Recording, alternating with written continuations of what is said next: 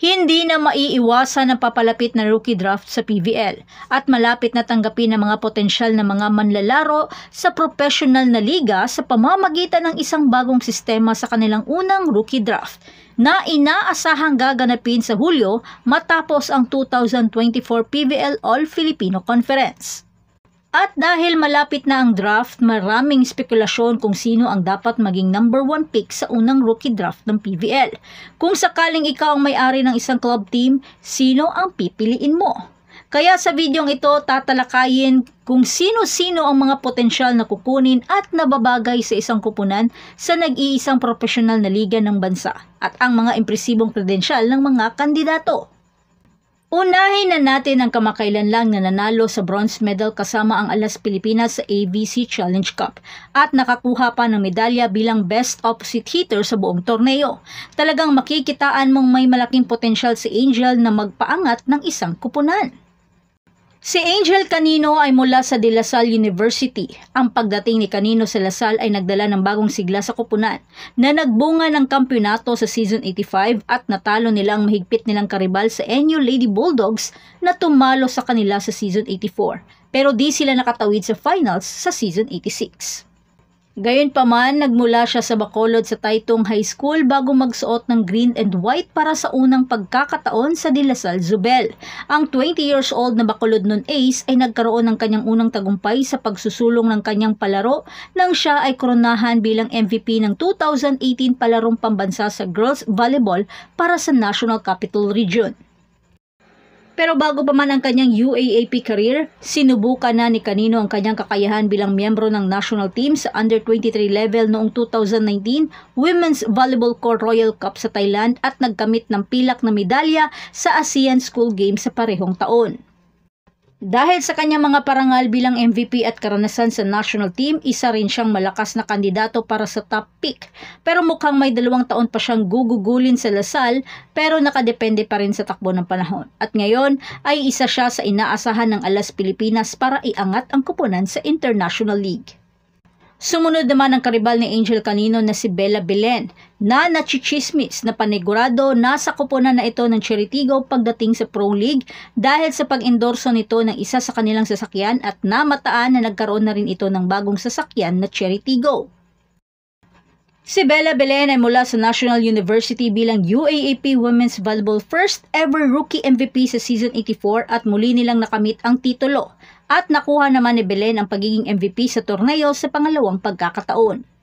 Sa edad na 21 years old, ang magaling na manlalaro mula sa NU Nazareth School ay mayroon ng mahalagang koleksyon ng mga parangal mula sa juniors hanggang sa college, kasamang marami pagkakataon sa Philippine National Team. Ang international stage ay hindi bago para kay Belen, na hinirang na makalaro kasama ang mga veteranong manlalaro para sa ika-6 na pwesto ng Ribisco Philippines sa 2021 Asian Women's Club Volleyball Championship at kamakailan lang ay bahagi ng national team para sa 2023 Southeast Asia V-League at ngayon, pagkatapos mag-decline sa ABC Challenge Cup, muli na namang aarangkada si Belen para sa panibagong hamon.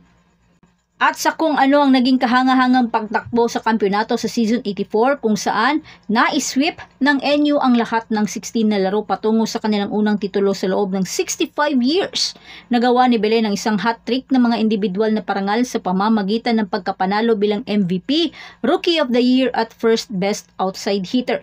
Kaya di malayong may kakayahan siyang magkaroon ng malaking epekto sa profesional na liga at maaaring pag-agawan ito. Huwag nating kalimutan si Thea Gagate mula sa De La Salle University. Kilala siya sa kanyang galing sa depensa bilang isang middle blocker. Si Gagate ay palaging kinikilala bilang pinakamahusay na middle blocker sa iba't ibang kompetisyon. Kaya isa siya sa nakuha sa tutulong sa Alas Pilipinas. Ang 6'3", 23 years old na Cebuana defender ay nanalo ng parangal bilang pinakamahusay na middle blocker sa bawat malaking kompetisyon na kanyang sinalihan. Mula sa UAAP Season 79 Girls Volleyball Tournament at sunod-sunod na panalo sa kanyang unang 2 season sa La Salle.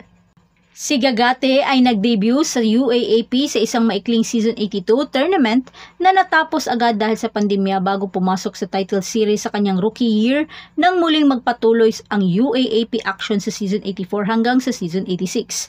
Ang kanyang taas at dominasyon sa net ay nagbibigay sa kanya ng malaking impluwensya sa laro, kaya isip-isip na lang saan kaya siya nababagay na kupunan.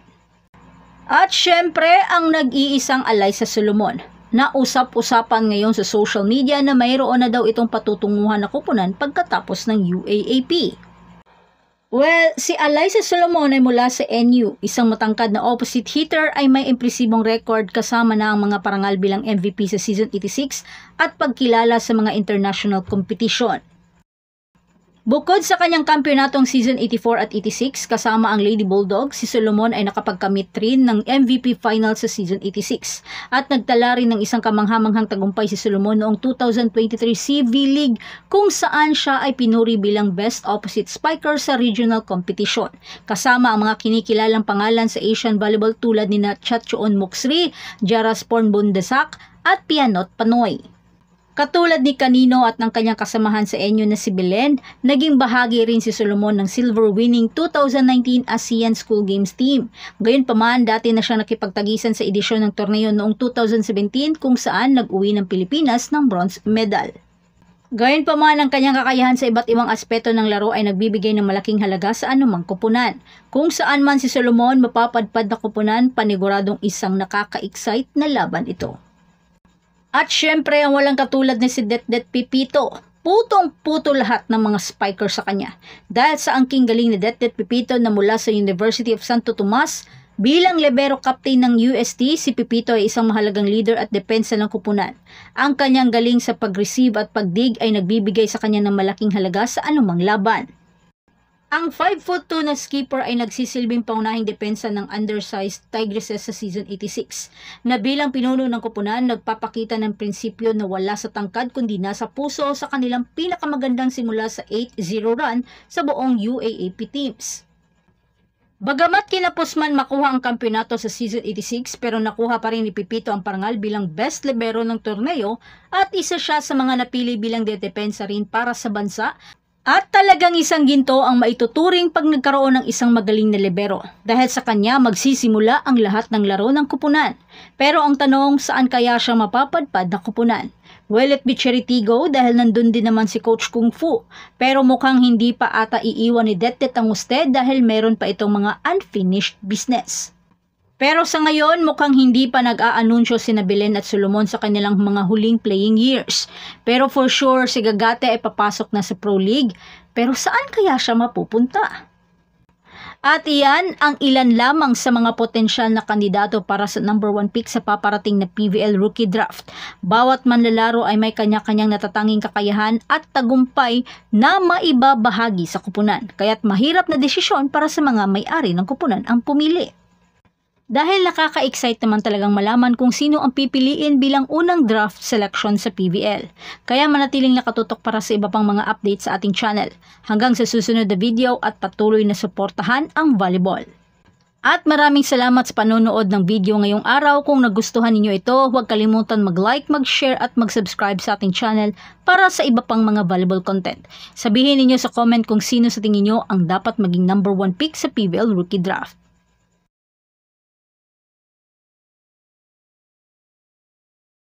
Ay, Sir! May bibigyan ako sa'yo.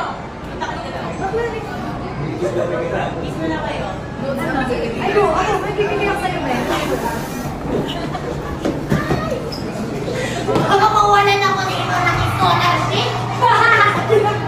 Ay! Hindi pwede. Mawalan ako ng scholarship!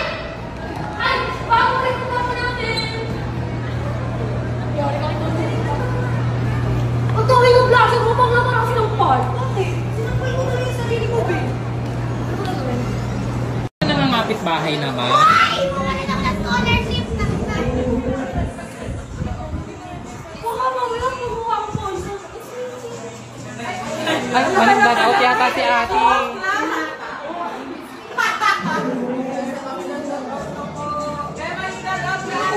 Maling out eh.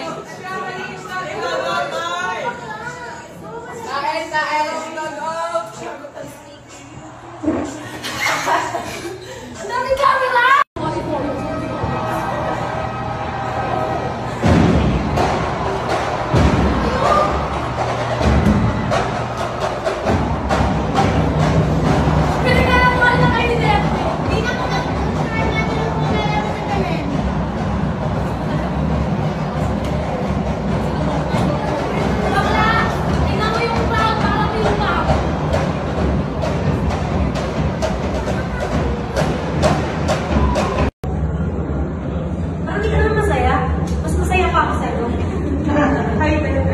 Kami actually ni Kiko yon yung from 1-4. So, wala na. Kung saan namin yung gano'n namin ito yung Ay, bakit tayo? Tatlo! Eh, kung yung tanong yan. Wala na, iyak na naman siya! Bakit pinapalis na ako? Wait ka na pala. Hindi naman yung job ka next year. Kung nag-10 pa. Ay! Ron! Cut! Cut! Ikan niyo po yan. Ganun lang po. Ano yan? Ano yan? Saan ka nasan sa Vikings? Nakita niyo ba? Meron mo ako na kaya? Ito naman yun.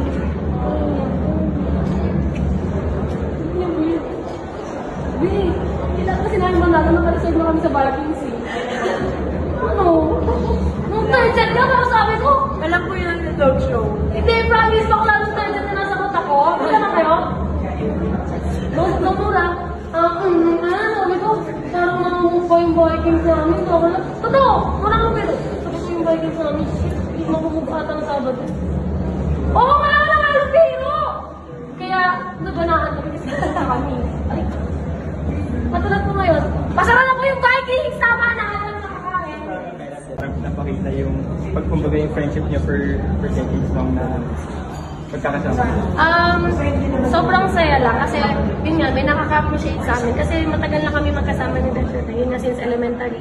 So, kilala ko na yung ano niya, yung self niya, yung baho niya, yung bughi niya, kilala ko na. So ano lang, sobrang saya lang kasi nagharap kami sa finals, hindi man kami naging mag-teammate. Pero at least, nagtapat kami. And talagang nakita ko binigay niya yung best. Huwag kang maiyak bakla! Totoo to! Yun na binigay niya yung best niya na talagang nakita ko na kung paano niya dalhin yung team niya. Kasi siya yung team captain. Hindi naman siya ganyan nung elementary kami. Actually, team captain din namin yung elementary kami. Bakla, masungit yan! Patara yan! Lagi kami pinapagalitan yan talaga. Pagparusa-parusa. So, I'm sorry na rin. So, alam ko kung gaano yung takot sa kanyang mga bata sa USC talaga. Okay, matakot dito! Tanungin niyo yung mga bata. Nagbago naman na, change person na siya. Version 2.0 na siya. So, yun lang, sobrang saya lang talaga. Ayun na naman siya. Copy paste. Ano, siguro, sana proud yung sila Kuya Henry, yung mga talagang nagsiyaga sa amin nung elementary. Parang nung elementary ako, parang hindi ko in-expect na maglalaro tayo sa ganitong university ba na dati matay lang ang gusto natin. Dati ko tulad lang kami sa Kings. Kings lang ang dreams ko namin dito. Ayun, ano, nagbunga naman lahat and proud din ako kay Beth. Kasi kala ko magle-libero lang siya. Kasi kung nakikita niyo sa picture, ang laki niyang libero. Pero, ayun. Nag-change kami ng rules. Nilaban niya yung ano, pagiging strength. And, sana ano. Ano ba to? Bakit tayo nakakaalam naman to? Mamamatay na pa tayo. Sorry, takot mo. Hindi, sana ano, pagpatuloy lang natin yung passion natin sa paglalaro. And, sana... Bakit wala naman na kami? Bakit parang last nakita na namin ito? Ano ba? Wala, wag tayo mapagod sa pag-pursue ng dream job. Kasi job na yung ano ngayon. Yung sa BBL. So, Uy, cut!